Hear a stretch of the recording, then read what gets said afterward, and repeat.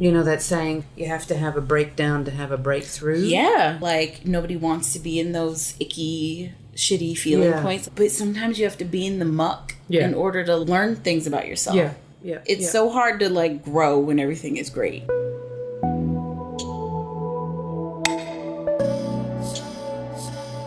I'm Cindy Darnell, and welcome to The Erotic Philosopher, the podcast where we examine and explore sex and relationships through social, cultural, political, and other lenses, and discover ways to solve some very diverse and stimulating erotic quandaries. Lola, thank you for coming here today. I really appreciate you schlepping all the way across New York City to come and sit here in my humble little room. Thank you for having me. For people who are not familiar with you, who are you? I'm a sex educator and a performer, and I like to say I dabble in edutainment. So I like to entertain while I teach people. Okay. Yeah, I work in a sex shop in New York, which is always an adventure, and it's fun because I get to talk to people all day about their sex lives and things they need. But I also produce a sex ed Q&A and go-go variety show. Oh, really? Yeah. Where do you do that at? I do that on the Lower East Side at this beautiful little bar called Caveat. It's really cute. I want to come. Oh, yeah. Invite me. There, I will. And then I also finished, just wrapped producing and co-hosting a web series called Sex Probs. I saw bits of that. With Francisco Ramirez. Nice. And that was magical. Yeah. Because I just really gravitate towards people. Yeah. Just people, just in general, the general population. Yeah. Because I think we forget about people who just aren't interested in sex openly all the time. Yeah. Or that they don't know that they need to hear some stuff. Exactly. Or I think we also feel like everybody knows these things that we know, or that these are very simple things. And a lot of people don't. Yeah. Or they just don't know how to execute stuff. Yeah. And that was what was great about Sex Probs, because it was all this stuff that I talk about on stage a lot or talk about on Twitter a ton. And we were executing it like in their homes and helping them change their lives. And so for folks who don't know what it is, I mean, I watched little bits of it. So it's online. It's online. It's on YouTube. And it's sort of Queer Eye-esque, right? Yeah. We come in and they give us an issue that they're having and we help them address it with some sex ed, a little bit of like change of atmosphere in their home, and then a change of mindset. Nice. Yeah. Would it be okay if we talked about this transition that's going on? Yes. Yeah. So what is going on? So 6 months ago, I moved into a new apartment because I'm getting a divorce from my ex, but we lived together for... Like a divorce. A divorce, like a real... Like a capital D a divorce. Legal, like, you know, we're dissolving our union divorce. Yeah. And it's weird because we lived together for a year. So he asked for the divorce November of 2017. And I lived in the same apartment with him until February of 2019. Oh, so it was over a year that I was there. Yeah. And it was necessary. Like, we were just not monetarily in a place where I could go. Yeah, okay. And we needed to split things. But we were living that Bert and Ernie life. We got 2 different beds. And my bed became my island of solitude because I was just... Did you have your own bedroom? No. You had 2 beds in the bedroom? Yeah. Yeah. Wow. After how many years of marriage? 17. So what was that like? I mean, that doesn't happen every day. It doesn't. And it's been very weird. I grew up with him. Like, we met when I was 19 and we'd lived together since I was 20. Like, yeah, we got married. How old was I? 24? 25 when we got married. And I just turned 38. Yeah. So it feels like a lifetime. Whole adult life. Right. And that's what it very much feels like. I was talking to a friend last night about that I feel like I was in this state of arrested development. Like, I really was living an adult life. You know, I was paying bills and things. But when you have a partner who's helping you manage that stuff. So I would manage like house stuff and certain things. And he took on like bills and stuff and making sure stuff got paid. And like, we both knew what was going on with the money. It wasn't like I was in the dark and was like, don't tell me. It was just, he was like, oh yeah, I'll take it to work and I'll pay the bills. And it was like, oh, that works for you because I don't work a desk job. So you can do these things. Perfect. but to not have all of that responsibility be my own for most of my adult life. Okay, so you're really you're learning how to, I mean, is it right to say you're learning how to adult for the first time in your life? I was horrible at it when we met. I've been living on my own since I was 18. So 17, 18. Okay. So I had a very short stint of living in a basement apartment, making bad choices, partying too much. Right. Which is what you do when you're 18. Right. That's your job. That's what you do. And being horrible at paying bills on time. Exactly. And things were bouncing because I was like, I paid it. Oh, yeah, but you also spent that money before the check cleared. Exactly. And so being now like a full-fledged adult, all these fears came back of what if I can't do it? What if I'm still that irresponsible person? What if I just really don't know how to do this? Living alone, and I have a roommate, so I'm not alone, but just like, can I live alone? I haven't lived in solitude and slept alone most of my adult life. And like all of these things that you question. And then I had a year of being in the same room and not talking to this person I was with for 17 years. And not talking to him. Well, he asked for the divorce because he decided he wants to be monogamous, which I respect. So you'd always been non-monogamous? Not always. We'd opened up our marriage like 5-6 years prior. Okay.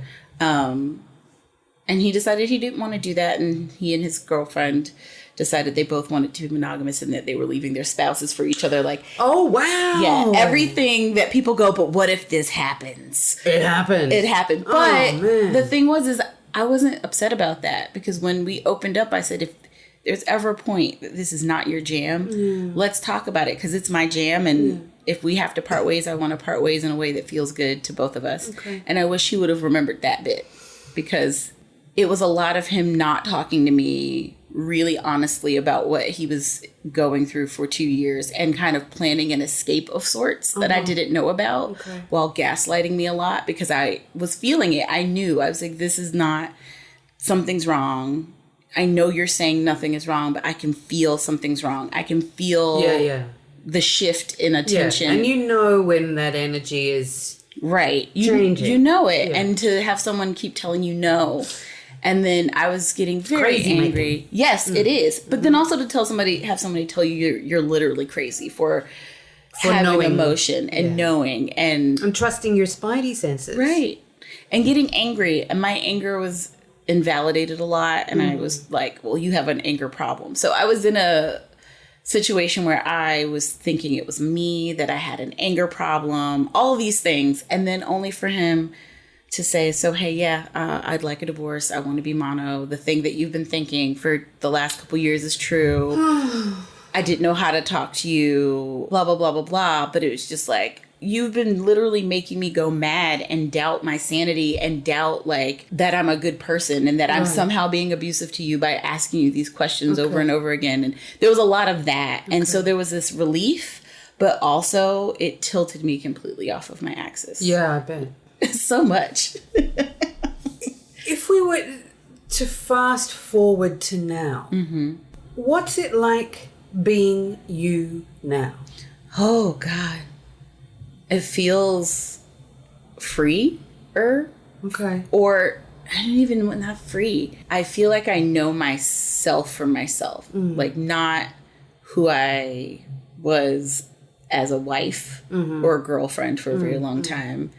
But me, like everything I'm doing now is me. I'm making decisions solely for myself.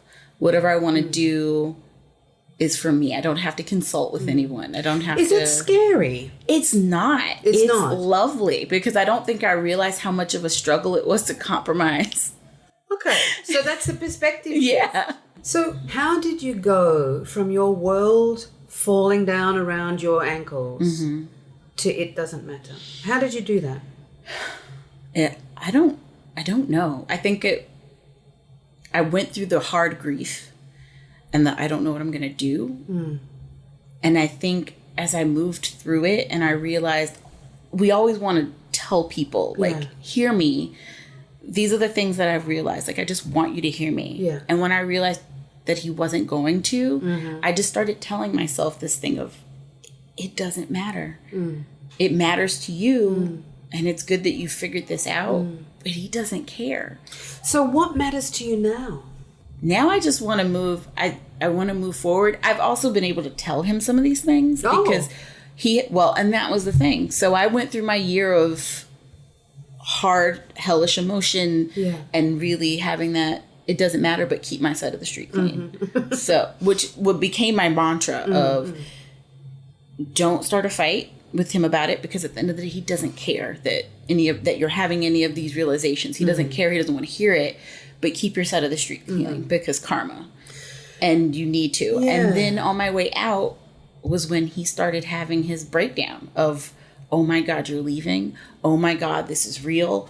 Oh my God, I've been really shitty to you. And I'm like, hey, I'm packing the box. So he had a bit of an epiphany. He did. And he was like, we should have gone through the pictures sooner because we were splitting up photos. And I'm like, it's such a thing that you had to go through photos to see our last 17 years together in front of you visibly, and that we're literally pulling that apart for you to have this aha moment and start crying and having this thing. And I was in this mode of like, hey, don't think I'm cold. I cried for a year. Yeah. I'm over it. I need to pack this box. Can you please go in this other room? Right. Because that's where I was. I was just really like, I tried to talk to you. Yeah. You were really mean to me. Yeah. Like, anytime I tried to express any kind of sadness or over like being disinvited to Thanksgiving dinner, I was told, get over it. It's been 6 months since I, told you. And I'm like, it's 17 years. Yeah. And I was like, oh, one of those moments of, doesn't matter. And then you did kind of get over it. Yeah. And so now, if you were to describe how you're feeling, would you say, is over it the right phrase? Are you over it? I think I'm hurtling towards it. Okay. Like I have my moments. Yeah. I had a deep cry fest the other night. I was listening to a playlist, and like 3 songs in a row were just hitting all those. They were songs that just pinged all the feelings I've had about being sad that it was over, that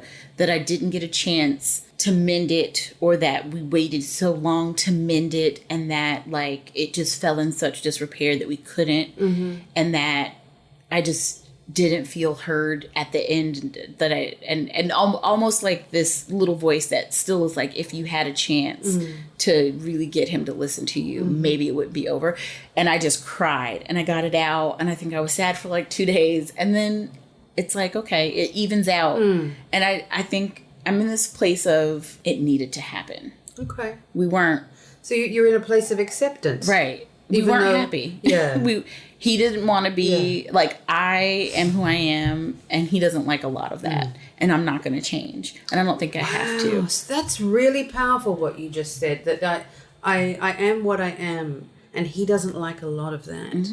Because I'm an adult. Yes. He met me when I was a child. I'm not going to be who I was at 20. Yeah. Like, I was malleable and people-pleasing and didn't know who I was as a person, and figured that out through art while together. And I started becoming a person he didn't enjoy or know or recognize. Right. But also like, if we met as adults, we would not be together. Yeah.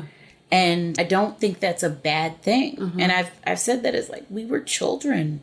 I feel like I changed so much, and he changed how he looked. He got older, but I don't think emotionally or in a life way, I don't think he grew. Yeah. And so I think that it hit him a lot harder too. My changes felt like punches because I was becoming this completely different person. And it's sort of like, it's a strange thing that this thing that he was the catalyst for, that he initiated by saying, I want a divorce. Right. That you didn't see it coming. You were just, you had the spidey senses going on. But in the bigger scheme of things, that sounds like it would not have been your choice or your preference. Right. So on his catalyst, all this stuff started happening. Through all of that, you've come out this whole brand new sparkly person, which is a version of yourself that perhaps would never have come through had you stayed where you were 5 years ago. Oh, yeah. I just feel like I have a better understanding of like, I'm a flawed human being, and that's okay. And I can say things like, I don't know, if you do the Enneagram. Yes, I do. So I'm an 8 with a 7 wing. Oh my gosh. I'm a 7 with an 8 wing. There we go. And it's such a thing. And when I read about it, because people are like, oh, and I'm like, no. It really was like, yeah, this is me. I'm controlling.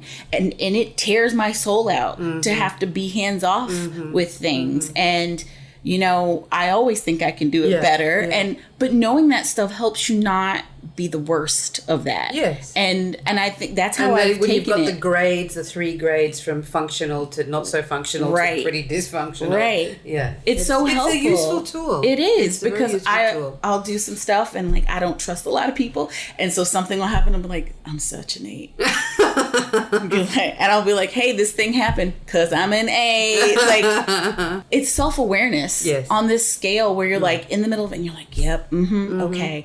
And I think being able to say, I know I'm a flawed person. Right. I know, like, I don't think we're divorced just solely on him. Like, I think there was a lot. I was very angry and not addressing things sooner in therapy. And not that an anger issue, but I think if I could have had more tools to talk to him in a way, and had I learned those sooner. And I think by the time I did gather those tools, it was way deep in us being over, but not accepting that we were over. And just accepting that, like, learning more about myself as a Black woman and the person I've always been, but kind of didn't let myself sink into because I had straight hair and I was married to a white man and I didn't feel like I could be this, and unpacking all of that stuff in the internalized racism. And like, there's just been so much for me where I feel like I can look at myself in the mirror and I don't feel like I'm trying to convince myself of who I am and I'm a good person or, you know, this. It's like, no, these are the things and this is life. And also just the realization that, like, I've had a very traumatic and hard life, and that, as my sister put it, we've been through so much.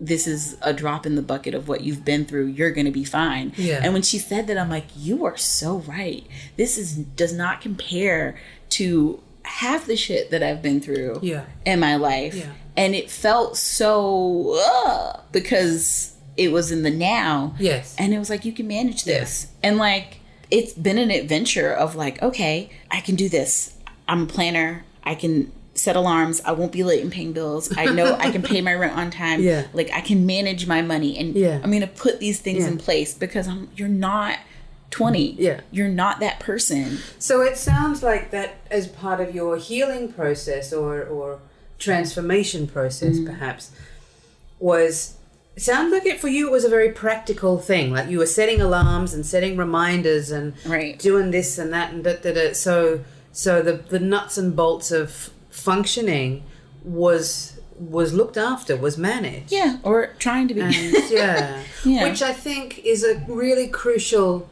part of managing change and having a routine and being, you know, today I'm doing this, tomorrow I'm doing this, on Wednesdays I go to the gym, on Thursdays I, you know, clean the bathroom. It seems so tiny, but it's a big thing. Yeah. Just even, I struggled to feed myself when I first started living, because I was so used to taking care of people. Yeah. I would make food for us and I was making family. So I'm very service oriented. I'm submissive, and that's kind of my shtick.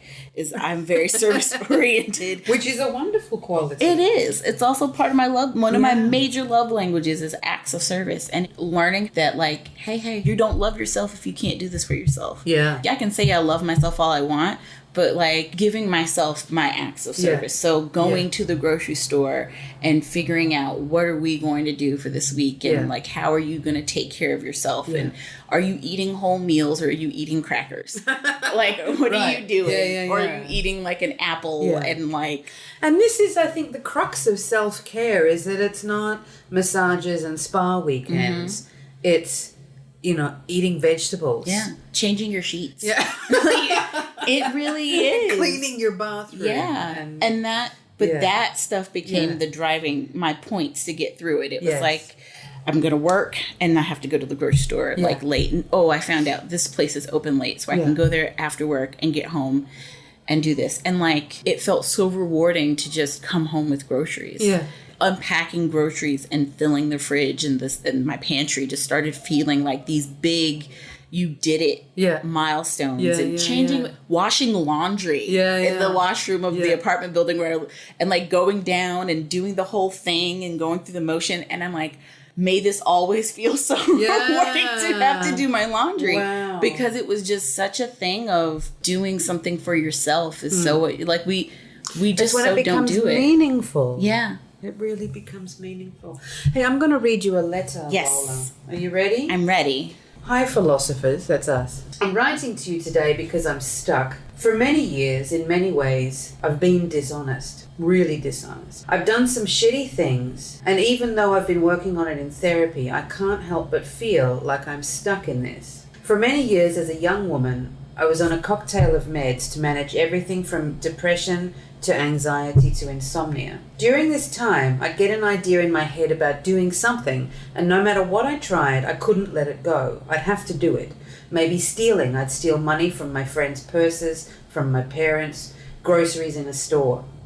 I didn't do it because I needed it. I did it because there was an impulse. Other times, I'd have sex with my friends' partners if they were into it, and I've cheated on every partner I've ever had. The good news is, I don't do it anymore. I've been off all the meds for about 6 years, and I'm able to control the impulse, which, in fact, I rarely have now. The trouble is, when I think back on it, I know that it wasn't the meds that made me do these things because I was doing them before I was on them. So my problem now is I can't let go and move on from feeling like I don't trust myself. It's hard for me to get close to people because I don't like how I feel when I get too intimate. I can have sex easily enough, but I'm too scared to get close, so I live in this shallow kind of existence, keeping everyone at a distance because I can't forgive myself and let go of the past. In therapy, I've realized that I acted out in ways as a result of childhood trauma. But what it means for me now is that I'm stuck in a loop of not feeling good, and I'm also terribly lonely. To make things worse, I also compulsively told huge lies to people, like over-the-top stories. I just can't sit with the truth because if I reveal myself, I'll feel too vulnerable. I think about these times and I hate myself for all these things. I don't know how to wipe the slate clean. I'm terrified that the people affected by this will find out. And I'm not sure if confessing is a good idea because I don't know if it will help them to know what I've done now that it's over and I don't do it anymore. My greatest wish is to be able to forgive myself, to stop hating myself for my past. I've tried to forgive myself for a long while, but I'm finding it impossible. I read a lot about this topic and I'm back in therapy after years of being out of it, but I still hate myself for what I've done. So here's the question. Do I have to admit to those that I stole and cheated on that I did it? Or can I forgive myself without admitting to people how I wronged them? I'm sure they would reject me if I admitted it, even though I haven't done these things for a long time. I'm so sorry for what I've done, and I would give anything to undo it. From Broken and Lonely. That's pretty intense, huh? It is intense. So I'm not a person that necessarily believes that knowing the truth will set you free. I think so too. And I say that as like, because I know people are like, oh no, you should tell. And it's like, sometimes it's just going to make more problems. Yeah. And it's going to make things worse. Yeah. And as they mentioned in the letter, you may be on this journey of forgiveness and going through it, but for this person, it's going to be brand new and fresh. And it doesn't matter that it was a long time ago. It's going to be like you did it today. Yeah. And to a varying degree, depending on the person. Yeah. And so it doesn't matter how much work you've done. Yeah. They're going to be back at square one. Yeah. And that's how you're going to be receiving it. Yeah. So I don't think it would help at all in your quest to forgive yourself for these things that you knew were wrong, know were wrong, and are trying to have moved past in a physical way that you're not doing them anymore, but are trying to move past it in a mental way. Yeah. And so I don't think it would be helpful in the in the healing of yourself and the forgiveness. I think it might set you back even more. Yeah. I think it's a thing of saying it out loud that you did these things. Yeah. That's a real thing. I think part of forgiveness is admitting it. Yeah. Like I think that was one of the things I did. I said out loud, like, these are the ways I fucked up. Here are the ways I know I fucked up. Yeah, and that's hard. Yeah. And it feels gross. Yeah. Yeah. It's so gross. Yeah. But it does. And I think, like, even writing it down. Yeah. And saying, I know I did these things. Yeah, I mean, I wonder how they felt writing that message. Yeah. Whether or not they even hear us talking about it. But Right. getting it out in that way, that I think, we've all got secrets. And even though, like, what this person did, the sleeping with the friends' partners and stealing money and stuff, kind of, small fry, but not so much, like, and shitty. And it sounds like the worst part for them is that it's, no matter what, it's still hanging around. Like it's a noose around their own neck that they can't. Yeah. They can't get through that. And I think I agree. I mean, confessing to the people who are the recipients of this stuff about something that happened years ago, I agree. I don't know that it's helpful. I mean, I don't know that I would say flat out don't do it. Right. But I would be really questioning what's your motivation. Right. Because are you doing it to make yourself better, or to just to unburden and go, here, have this piece of shit that I've been carrying around. Because then you're putting a burden on them. Yeah. And that's the thing, is it's also like the burden of the truth. Yeah. Is not always freeing. It might be freeing for you and you feel better, but like you said, like then they're going to definitely shun you or whatever's happening. I think there is a place in like either writing it out or and therapy. Yeah. Like going through the motions of the things that you did. Yeah. I think it's also very with the trust thing, and that hit me in a way, the kind of being shallow, and I didn't realize I was doing that for such a long time, and it was called out by my current partner of that you thought you were being shallow. Well, I know I was. Being that I wasn't allowing, because I'm an 8. I don't trust, and I am I keep people at arm's length sometimes, and it takes me a long time to like relax. And he was the person in my life that started getting me to really look at how I am like that with people. And he said, like, it was him bringing it up, but then me going, oh, you're right. I do this. I don't let people in. I am afraid of being hurt. Here and then being hurt or being heard? Be hurt. Right. Hurt. Yeah. Just hurt. Like, what if you leave me? What are all these things? And he's a therapist. And he doesn't therapize the new partner. He doesn't therapize, but also having some. Oh, you don't want to date a therapist? No. But wasn't therapizing, but it was just also, I feel like I can say, like, hey, I keep people at arm's length because this is how I grew up.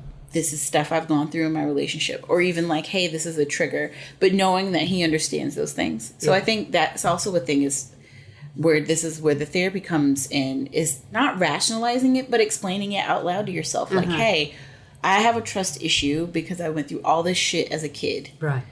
And this makes me not trust people because of XYZ. Yeah. I stole because of XYZ. And like, you may know it, but do you really understand it? Because if you really understand it, you can forgive yourself. Yeah. I think about stuff all the time that I did, like how I maybe stopped talking to somebody or and didn't do it maliciously, but just kind of eased my way out of their life and just different things. And I'm like, oh, because this is where I was and this is why I did it. And like, I just think there's such a thing in understanding your actions and yourself. Yeah. And not explaining it away, but being able to say like, okay, I've done bad things, but I'm not a bad person. Yeah. And I think that's the most valuable thing. Yeah. Huh? I've done bad things, but I'm not a bad person. Because clearly you've found a way to like move beyond it. You saw it as problematic behavior that needed to stop. Yeah. And you found a way to get out of that. Yeah. And now so where do we go? And how do we keep from returning to that behavior, which is a real thing? Yeah. And I think this is already on that path of like, I think this is just, sometimes the humps feel like the wall. Right. Like they're just a little high and you're like, oh my God, this is it. I've hit the end. I have nowhere else to go. Yeah. But really you just hit a bump that was just a little tall. Yeah. That's how I look. Yeah. And that's I like that. Yeah. Because you get on the other side of that. Yeah. And then you can see the sun again. Right. And then you realize like this happened because I had to get to this point and unravel a little bit so I could start this new thing. And that's the thing, like with this person's story about the stealing and the, you know, fucking the partner behind the back and all of that. And now that they realize that they're not doing it and they've become this new sort of improved version of themselves. Right. But they've still got this thing hanging around. But and then in your case going, you know, you wouldn't ideally have chosen to have a divorce, but now you have, and you're like, well, actually, this is pretty good, you know, and it's brought you to a new place. I think that's the thing with transformation and letting go, as painful and really excruciating. I think that's the best word for it. It's just so fucking painful when, you know, the universe or whatever you want to call it throws a wall, like you say, in front of you. And when you feel that you cannot get over it, and sometimes, you know, that saying from, I think it's from sort of drug therapy, you have to have a breakdown to have a breakthrough. Yeah, you do. And, that's such a real thing. Yeah. I think we've gotten such a thing of like, nobody wants to be in those icky, shitty feeling points. Like this person is clearly in the muck of it. Yeah. But sometimes you have to be in the muck in order to like learn things about yourself. Yeah. It's so hard to like grow when everything is great. Right. Exactly. Like, if everything is perfect, what is there to grow from? Like you can learn things in theory. Yeah. But there's no practice to it. Yeah. Right. Exactly. Lola, thank you for coming here today. Where can folks find you if they want to reach out to you for any reason? Yeah. What at all? Are there any reasons that they should not reach out to you, perhaps? I'm not a licensed therapist. All right, so it is that. Yeah, but I'm mostly on Twitter. So that's where I live. And what's your Twitter handle? It's at Dirty Lola. At Dirty Lola. Where did the Dirty Lola thing come from? My legal name is Lolita. My middle name is Lolita. And thanks, Mom. And when I was starting a Twitter account, Lolita was taken and all the variations. But I was like, I was writing microerotica, so I was like, Dirty Lola. I like that. It just sounded right. And it's stuck and it's worked and it's become my brand. And it's cute. Yeah. I like it. Thanks, Dirty Lola. Thank you. Thank you for having me. I really appreciate you being here. So wonderful. Hello, listeners. To submit an erotic quandary for the philosophers to ponder, follow the Erotic Philosopher on Instagram and Twitter at The Erotic Philos. That's PHILOS. And click on the Google form link in the bio. And to discover more about my online sexology courses, as well as how to work with me directly, head on over to cindydarnell.com. That's CYNDIDARNELL.com. Thanks for listening.